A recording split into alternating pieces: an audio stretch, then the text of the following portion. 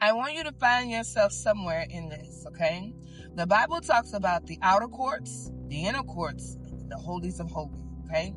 The outer courts are where people who spend time arguing about the color of Jesus' skin.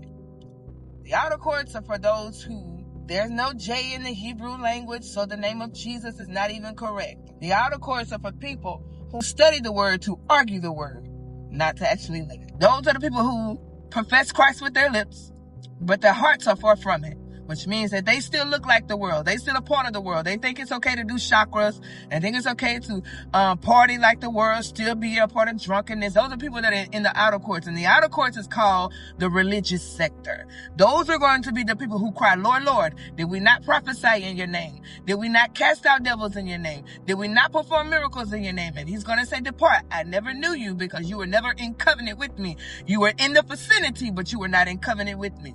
That is called the religious sector. Those are the outer courts. You don't really have a relationship with God. You're not in covenant with the Father. You don't really experience God's presence. That's why you think people who fall under the anointing is faking. You think people who are shouting, you call that twerking. You have a rebuttal about those things because you're in the outer courts. That's the religious sector. Those are people who don't have fellowship with the Father. Then there's the inner courts.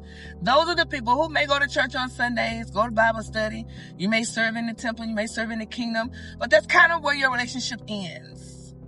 You don't really surrender to God. You're not really advancing the kingdom much, but you're there. You're close, you're there. Okay. Then there is the holies of holies. That is the sector where people know him as Lord. Those are the people who say, God, whatever you tell me to do, I'll do. When the Lord say, who shall I send? Those are the people that say, send me, God, I'll go. Those are people who are lives that are surrendered to God. You're not just a Sunday worshiper. You're not just a Sunday goer. You profess him to be Lord over your life, and you have a surrendered heart. You have a broken and you have a contrite spirit. You worship God Sunday, Monday, Tuesday, Wednesday, every day of the week because he is your Lord. He's not just God creator. He's not just Father. He's Lord, which means he reigns over you. You don't do anything without seeking the Father. You don't do anything without going to the Master. You don't do anything unless God has given you the green light to go.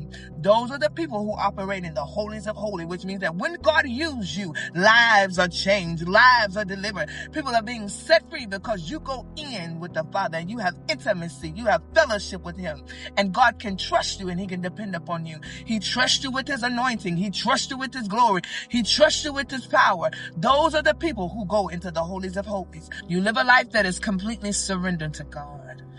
You at this point, you understand that your life is not your own. You only living on this earth now to live again with the Father.